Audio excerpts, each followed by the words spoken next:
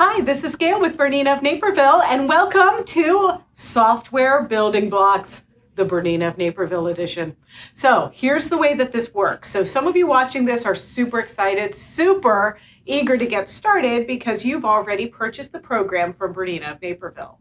But others of you probably have no idea about what I'm talking about. So if you're unaware, for a couple of years, BERNINA was doing a program called Software Inspirations, and it was a club, and you went into your local dealer's store and you either watched a video or you watched your dealer or BERNINA of Naperville demonstrate a software technique and the like. Very detailed information for one sitting. Well, now this program has translated onto a new platform that BERNINA is using for their education, and it's called the BERNINA Skill Hub. Now, visiting the BERNINA Skill Hub, there are lots of other classes to choose from. You can choose 7 series, Surgers, a computer course, all kinds of stuff. But you can buy the BERNINA Software Building Blocks access codes from us, or your local dealer, let's be honest, and then you get all of the access to the BERNINA of America produced content, and it is all spearheaded by their software expert, Debbie Lashbrook. Now, we are going to watch Debbie Lashbrook's videos outside of this video that you're watching now. This video that you're watching now is the BERNINA of Naperville extra stuff, our content, our fun twist on what Debbie has done. So with that in mind, we have put together something super fun in light of February being around Valentine's Day. And one of those things is making a recipe towel. Now, Debbie's going to make a recipe towel with you as well, but not one like ours. Ours is the recipe for a perfect partnership or marriage or friendship or whatever. And we're going to work with using a program to type in like all the things that you would want to put in a recipe or a message on a quilt label. It can be used in so many different ways. And then I'm going to help you stitch it out. I'm going to help you troubleshoot or discover other ways that you can use the different fonts and all of those things to have the most success possible. Are you with me? I hope you are. Okay. And then I'm going to use a font that I created all in the BERNINA embroidery software that is unique to me. And then you're going to watch the BERNINA content, and Debbie Lashbrook is going to guide you through how to make a font that is unique to you and totally created by you. Then I'm going to help you out by showing you how to take that font and keyboard map it to the keyboard so that when you type, boom, it's right there on the screen and you didn't have to do any other magic. It's the new feature it's one of the new features in the BERNINA Embroidery Software 9. And I'm telling you, it's invaluable because not only is it helpful for fonts that you've created yourself, but it's also really helpful for those fonts that you might have purchased through BERNINA's sister company, oesd.com, or even some other fonts that you might have gotten somewhere else. So why am I taking so long to talk? Let's get down to the computer and see what this is all about.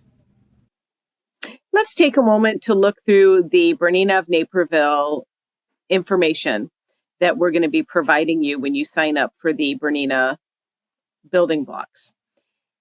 First of all, BERNINA of America is going to be providing you for Lesson 1, the lettering explanation, the lettering basics recipe towel, the lettering intermediate doodle font instructions. So there's 3 sets of instructions.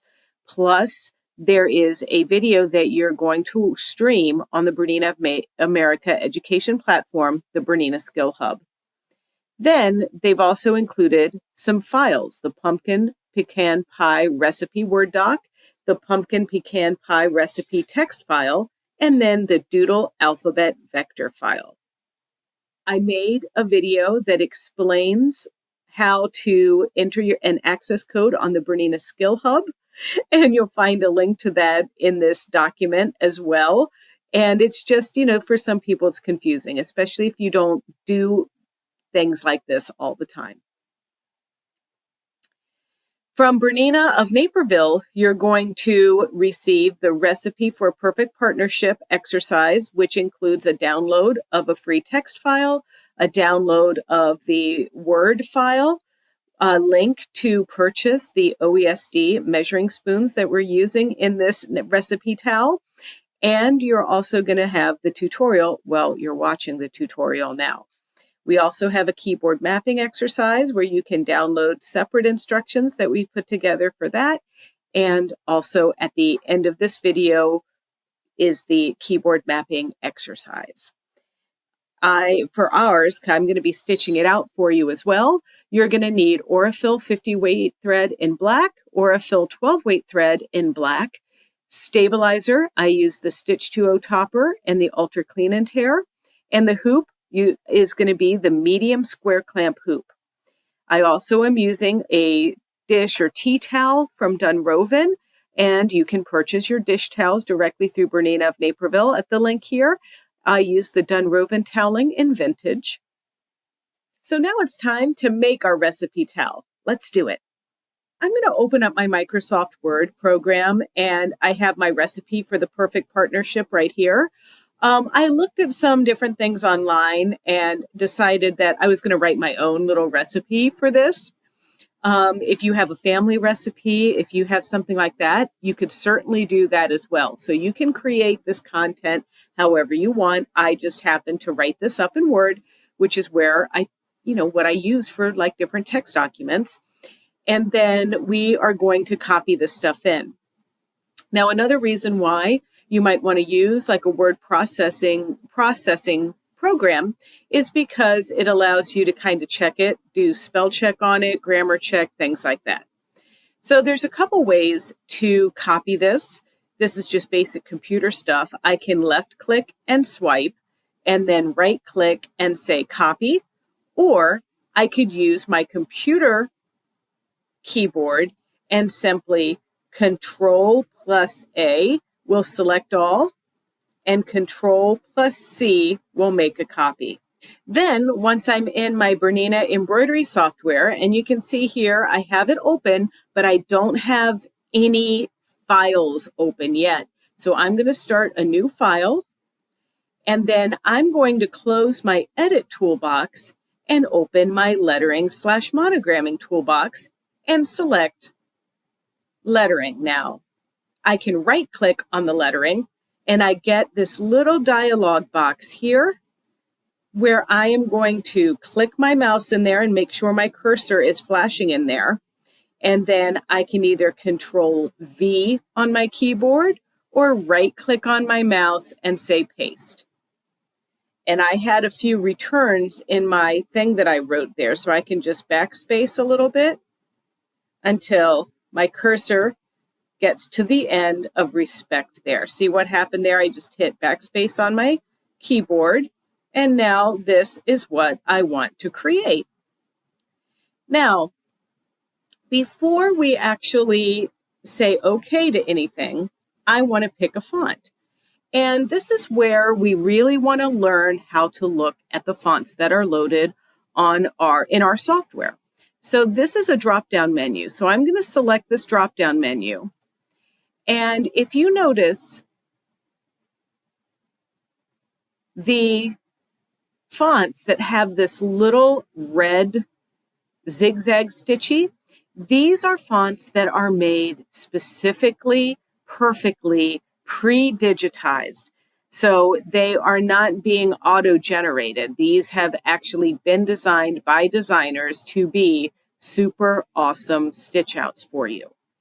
There's another way that you can get fonts in your BERNINA embroidery software, and that's simply by loading TrueType fonts on your computer.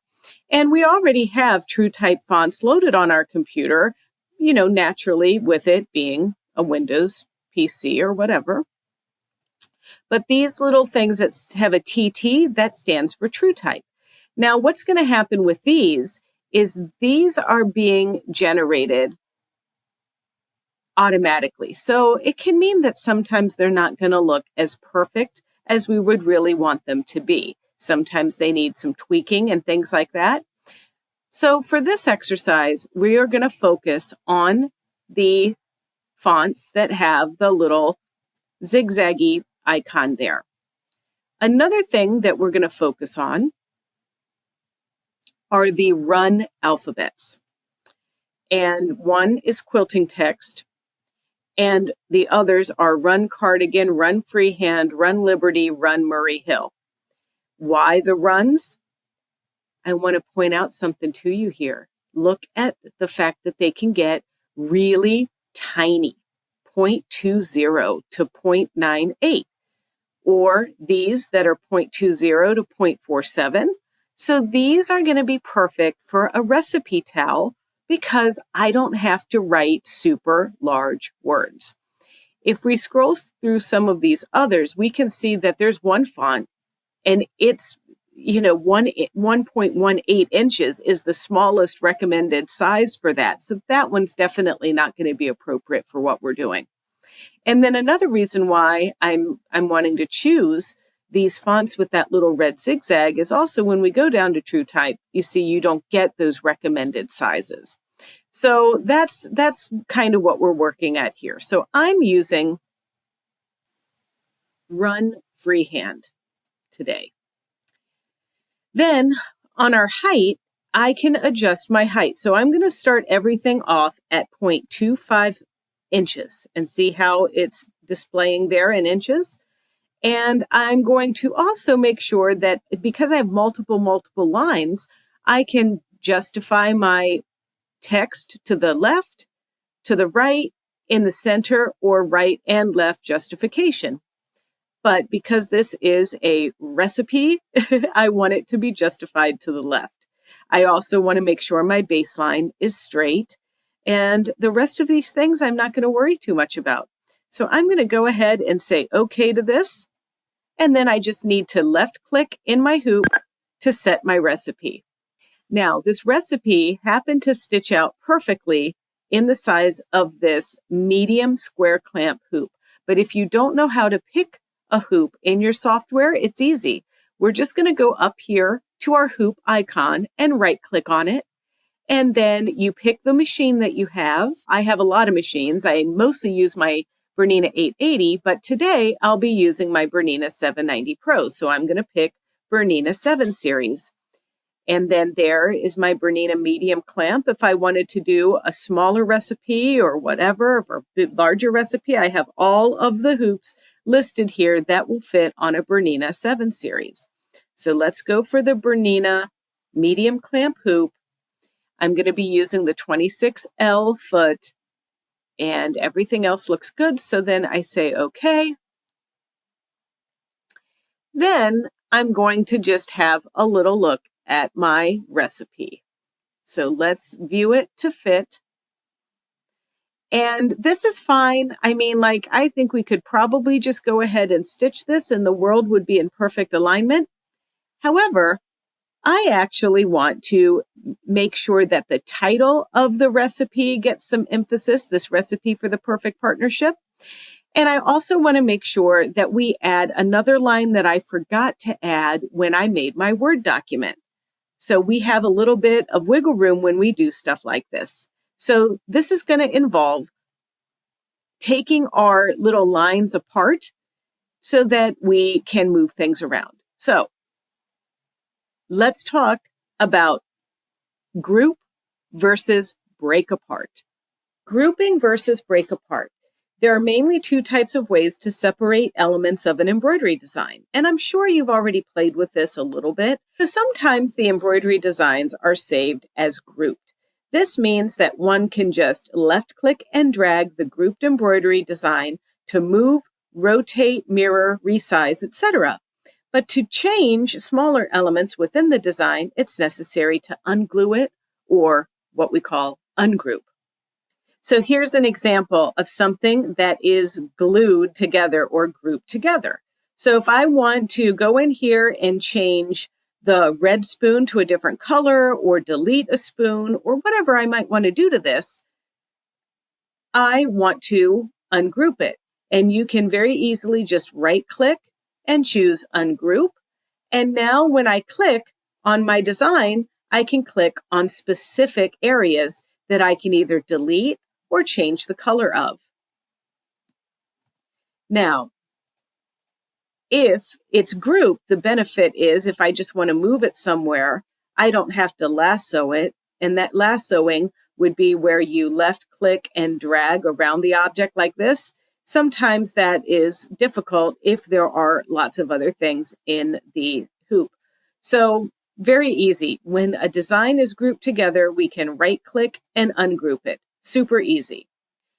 Break apart is often done with certain types of applications within the software. So items may not be able to be ungrouped. The ungrouped option is grayed out. That's when we're going to need to use break apart.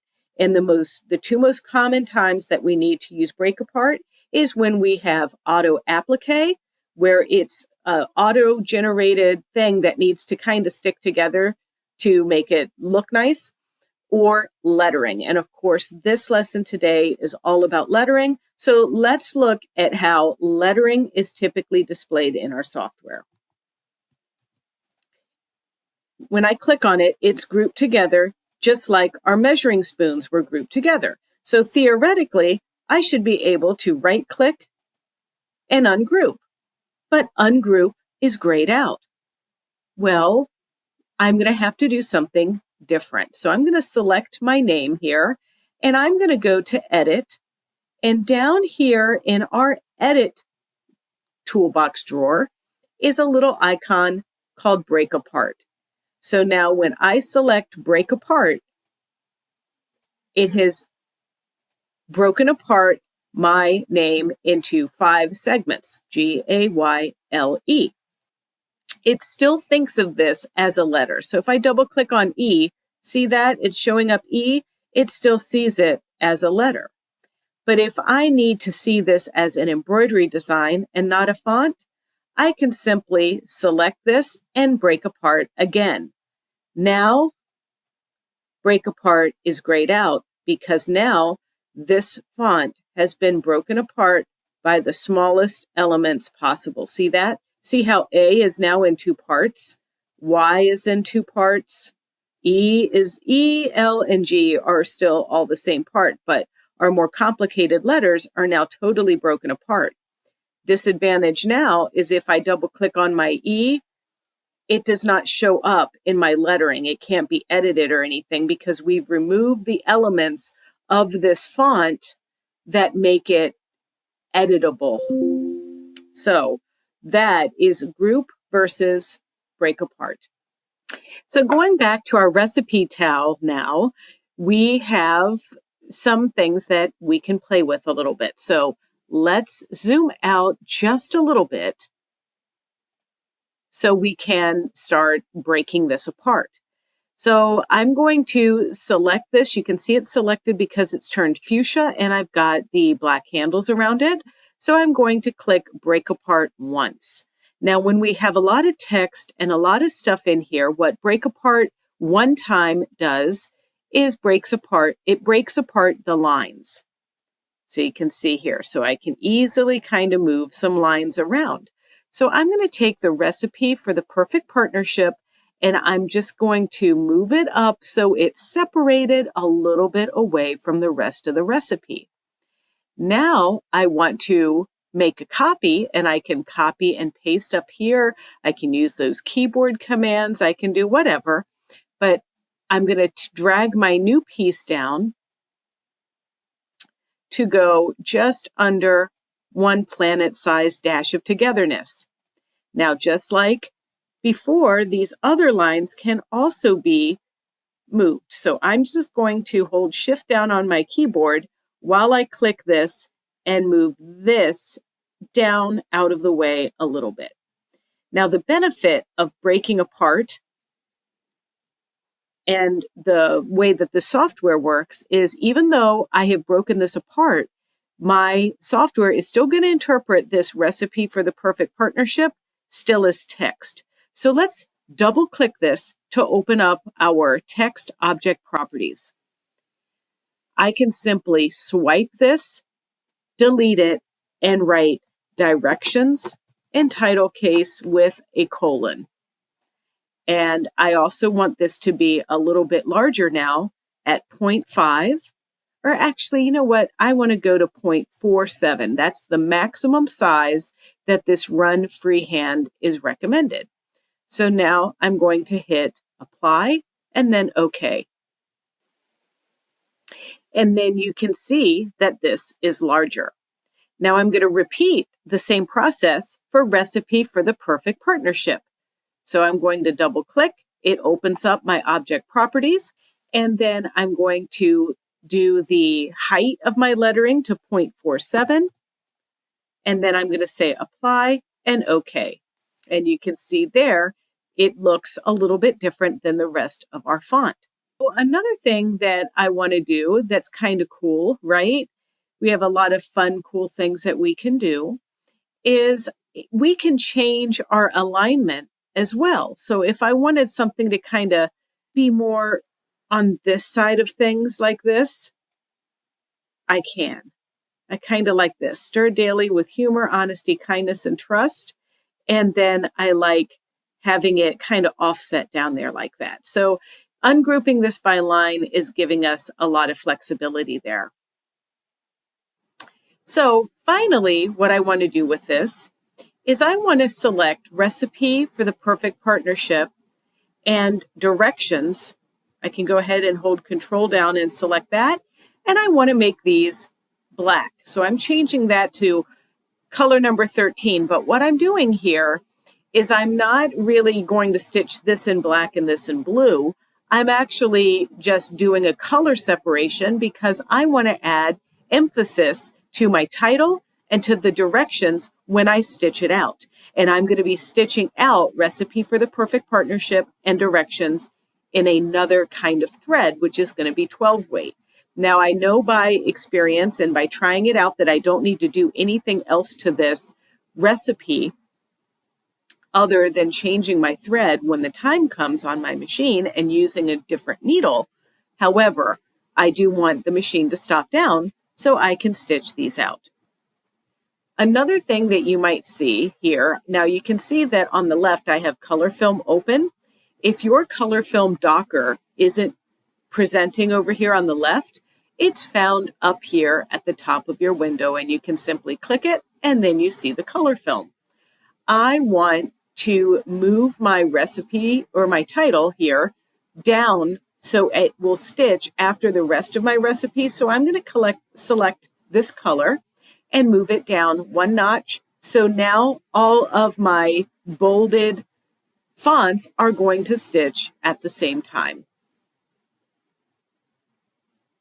Now there's another thing that I wanted to do, and that was to insert those measuring spoons. And don't forget, you can go directly to BERNINAofNaperville.com and purchase these measuring spoons. And when you purchase them, they will go directly onto your OESD account if you have one with it.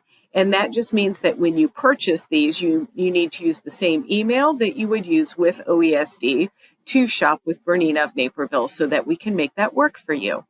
So let's insert those spoons.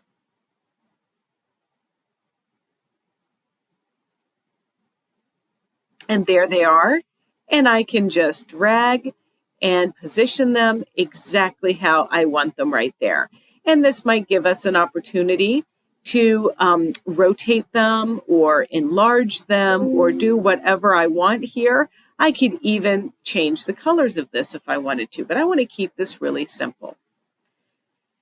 So now what I want to do is make sure that my entire design here is going to fit in my hoop. So I'm going to select my recipe and my title pieces. And now I'm going to move those over so they fit within the perimeters of my hoop here.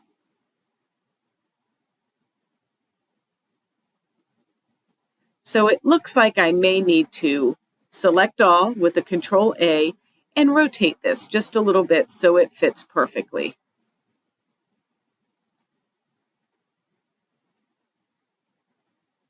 There we go. All right, I think I like this.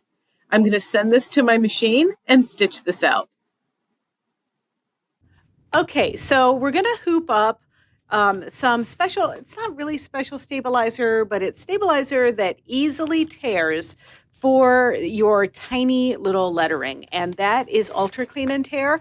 I'm using 2 layers, not because of the lettering, but because of our little measuring spoons that we added into this, so it's going to need to be a little bit more robust. So I'm just going to hoop the stabilizer, and this method that we're going to use with our towel is called floating. And I'm using my clamps, and sometimes on this medium clamp hoop, you don't need to use all 9 clamps, especially if something is really thick, but I'm going to go ahead and just use all 9 clamps on this project. All right, so once this is in the hoop, I have picked a little Dunwoven dish towel that I think has the colors and feel that I'm looking for this project. So this is a blank. It's got the little vintage stripes on the sides of it. And I'm going to find the center of my towel, and I'm going to measure about 2 inches up from the hem and mark with a water-soluble marking pen. I want to show you a couple things. I ended up measuring 3 inches from the hem with my horizontal line and then drawing a vertical line down the center of the towel. And you want to make sure if you're using one of these towels that you do the side without the little loop. See, on these towels, there's a little loop that's here so you can hang it on a hook or something like that. So just make sure that you do the right end, or, come on, ask me why I'm telling you this. There's a lot of towels in my house that hang upside down. So now I'm going to spray the stabilizer just a little bit with my 505 spray. And then I'm going to temporarily, I suppose, place this on the hoop. My design is really close to the size of the interior of this hoop, but I'm going to get this as straight as I can in my hoop. And there's a little placement template that this hoop comes with that I'm just going to use to make sure I get things square. Okay, so I put the template in, and it's nice and straight, like that. Now, sometimes if I didn't get it straight, what I'll do is I'll lay my template onto my fabric and then carry it over and stick it in the hoop. But also, I'm using a 790 Pro today, and my 790 Pro has pinpoint placement, so I'm not too worried about it. So the design has been sent over to the machine. You saw me do that. So now it's just a matter of gathering the colors I need and stitching this out.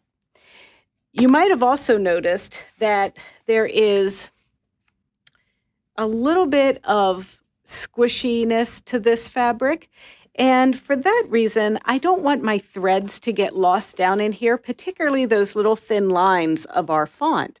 So I have a product, it's called Stitch 2.0. And with the Stitch 2.0, I can put this on the top, and it will make my lettering kind of like just sit on the fabric rather than nestle in the fabric.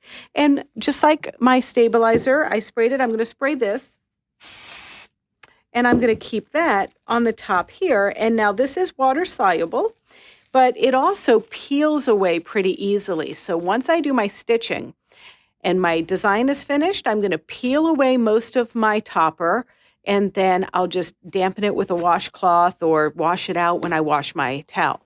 The Ultra Clean and Tear that we have under here, well, that's going to tear away, and I'll show you how to get rid of that as well.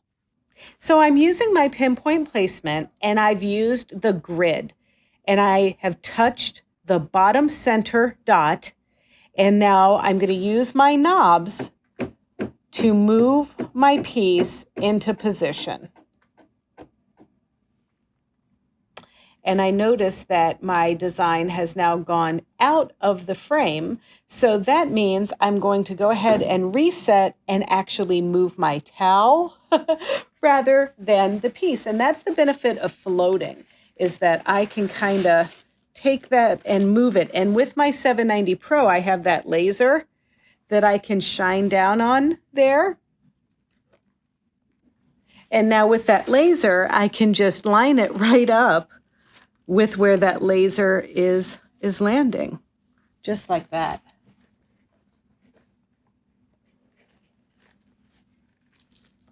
And I try to keep my piece straight there. All right, and now I'm going to hit set. And now I'm going to touch the bottom left corner. That looks good. middle looks good. And that looks good. So it's nice and straight. So now we're ready to stitch it out.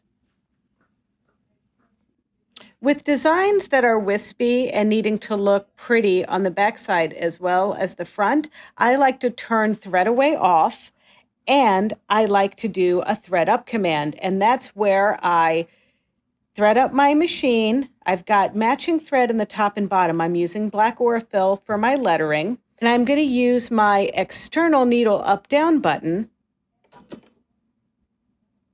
And that allows me to put my needle down and the foot down, put the needle down and bring the foot up and bring my threads up. And sometimes I have to use my little tweezers to do this.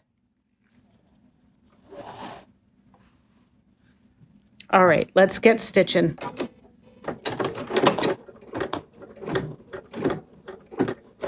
And I'm going to stop and trim. All right, let's get stitching.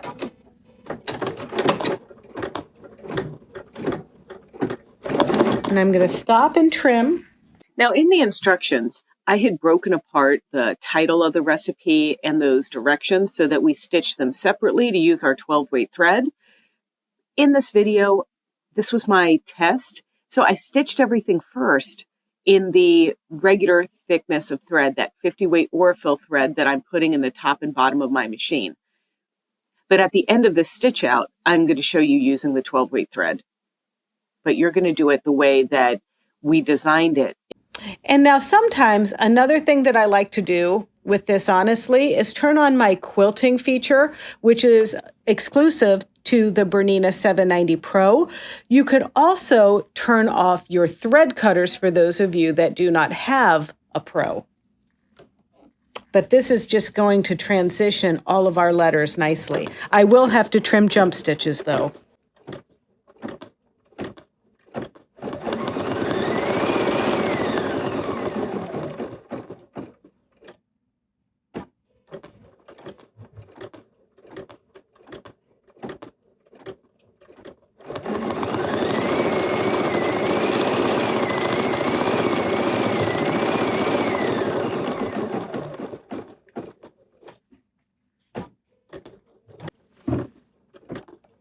Now, when I'm working with something like this, I will come back and trim my jump stitches when I can, you know, just so they're not totally stuck in my way like that. But you can see that this little font stitches really, really well tiny.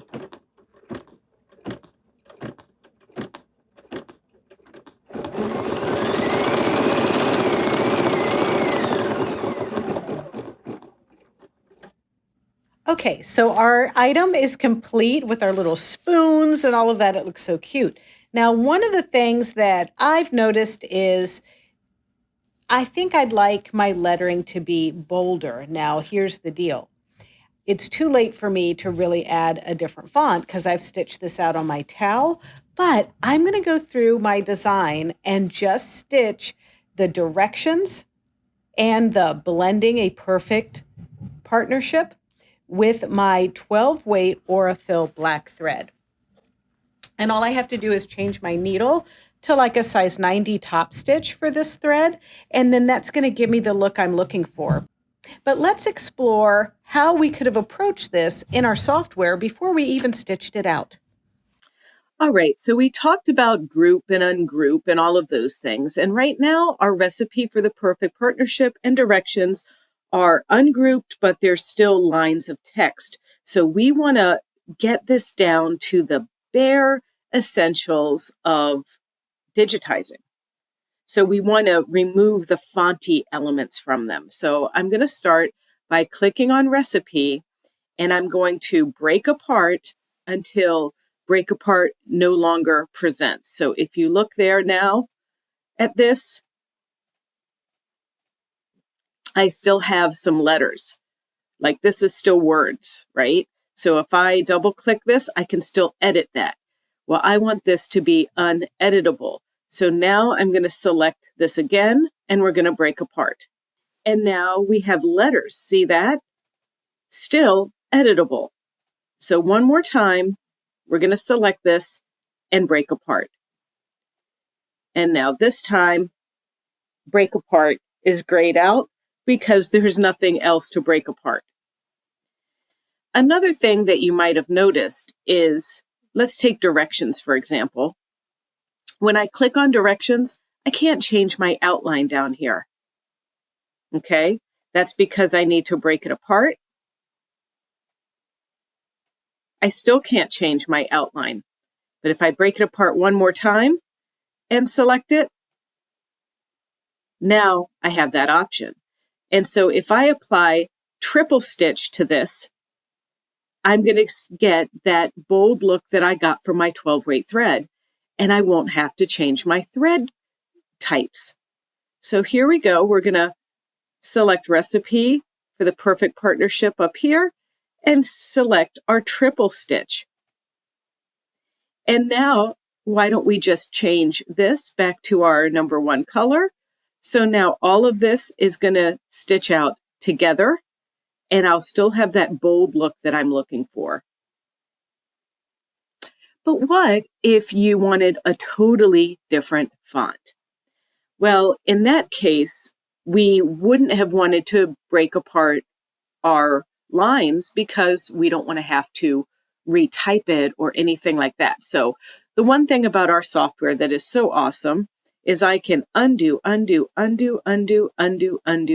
so many times, right?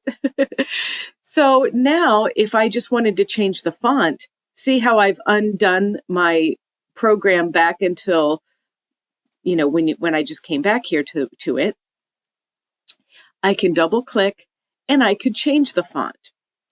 And there is this little micro font here. There's a few different ones, the micro block. If we select this one and apply, you can see here it makes it bold. Now I might need 2 lines for this or whatever, but there are other fonts that we can choose if you wanted to get that title case bold effect for it to stand out with a different font. But I prefer the method of making it triple stitched instead. So I'm going to go ahead and just break apart,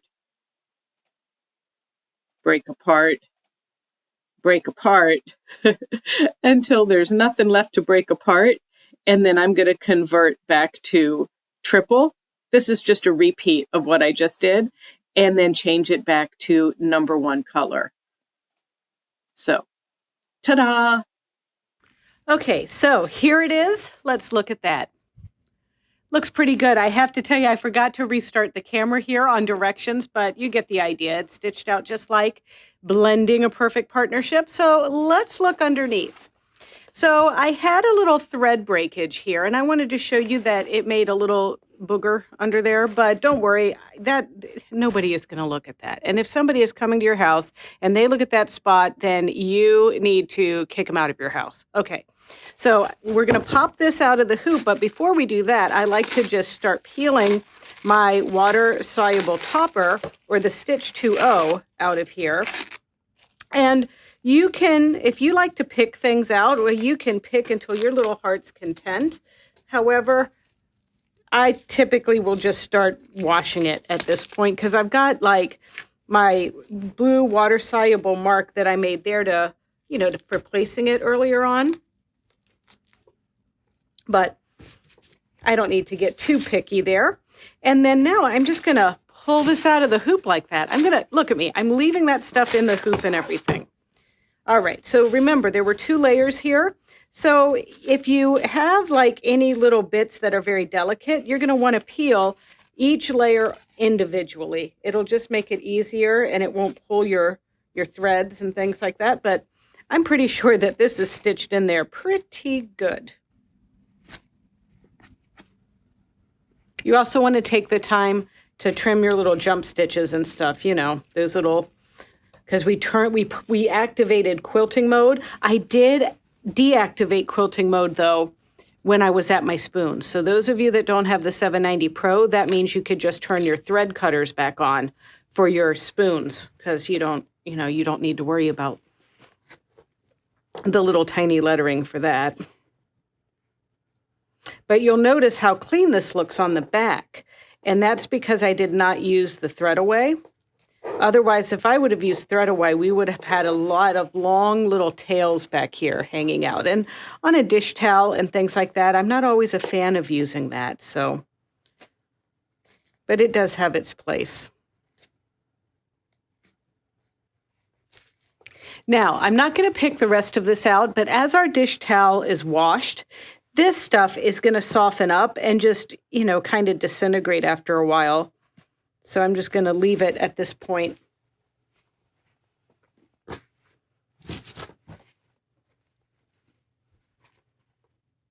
But it's cute.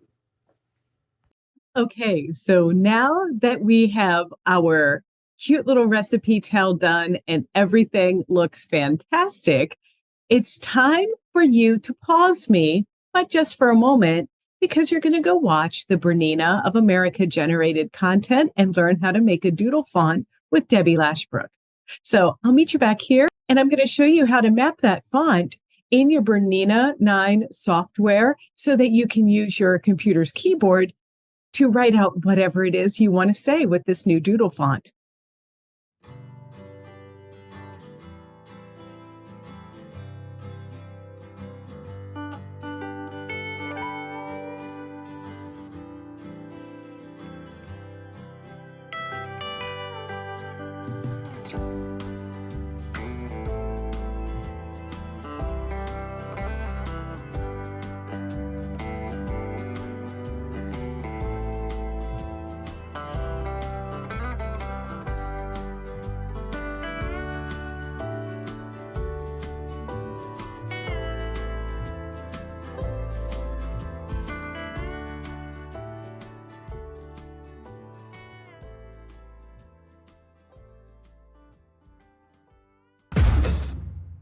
So now this font that you created with Debbie, we need to map it to the keyboard. Now, I want to give you a little bit of a disclaimer because this doodle alphabet is really just perfect for all caps. And it also lends itself for a very beginning keyboard mapping lesson. Okay. There's not a whole lot of tweaking that you're going to have to do to this alphabet once it has been mapped. However, there are other alphabets that might have uppercase and lowercase. And with those, you have to worry about baselines and things like that because a lowercase g, which has a little hanging down piece, we want to alter the baseline on that as opposed to a lowercase a. It'll make sense. And if you want to do a deep dive class on this, well, we actually have a live Zoom class February 22nd from 6 to 8. If you would like to join us, you can sign right up at BERNINAofNaperville.com. All right, now let's map this doodle alphabet. So here's a sample of all the letters that were created for the doodle alphabet. And I just sometimes, you put these things together so you can see how everything works together as a whole. So what I want to do is open up our embroidery library. This is going to be the best way to do our keyboard mapping because it allows us to do a batch mapping.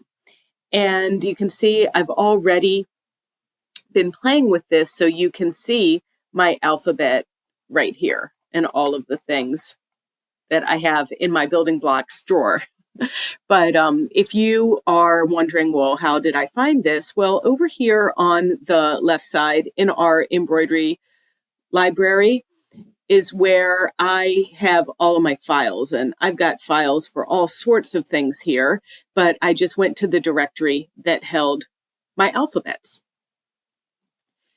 So the first thing that we're going to need to do once we found all of the alphabet that we created. And when you created your alphabet with Debbie, I'm sure that you went in and made and saved all of your letters exactly how she recommended and putting them in a folder that you can easily find on your computer. So we're going to start by saying new, and I'm going to call this software building blocks just like this. This is what I'm going to call mine, okay? And then we want to put in a reference height, but the easiest thing is actually to select the M and use that as your reference height. So I'm going to cancel out of here for just a moment and scroll down to find the M. And there it is. And now when I create my new collection, I'm going to use the selection, which is the M that I chose. And that's all I'm going to need to do. And now I'm going to say, okay. Over here on the right, under our keyboard design collection, I can actually now auto-generate all of my stuff. And this, like I mentioned earlier, this font does not have lowercase or special symbols. We just simply have 26 characters, A through Z. So we're going to pick A through Z right here. So the way that this is going to work is I am going to left click on A, scroll down to Z, hold Shift on my keyboard, click Z, and then I want to make sure that I select this A to Z uppercase button.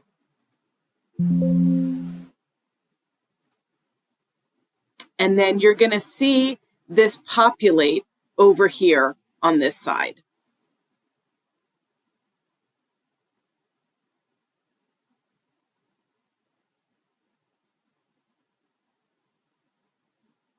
There we go. So now there are our letters. That was so easy and so much fun. Now, I will give you just one little extra thing here. You can manually import designs as well.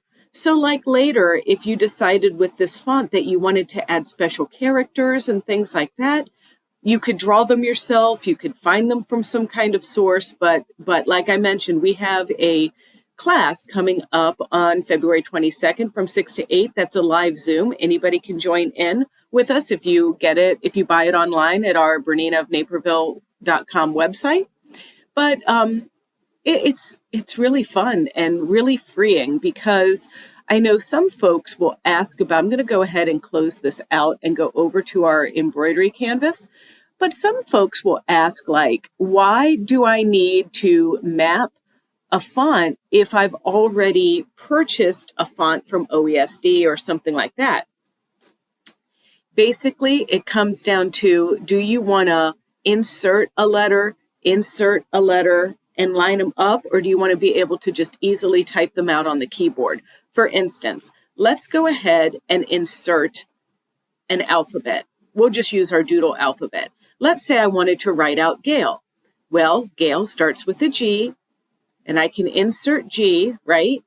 Now I would, in the olden days, insert the A, insert the Y,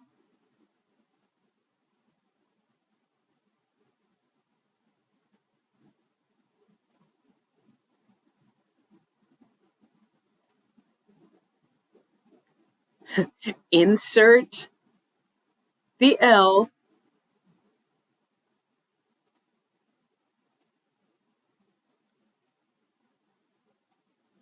and then insert the E. Now, I'm going to have to do some rearranging to make sure that I get my letters written how I want them, and all of that stuff, right? And that takes time, and look at that. It came in ungrouped, so then I have that to fool around with, and that's just not fun. All right, so let's just get rid of that, shall we? Now, let's do it like we mapped it just now. Even though we mapped uppercase only, you can see here I made a capital Gayle with my just default font here. When I open up my object properties and go to the lettering, even though I wrote lowercase letters, it's still going to work as an uppercase. So we talked about these little red zigzaggies right here, and that is the pre-digitized fonts.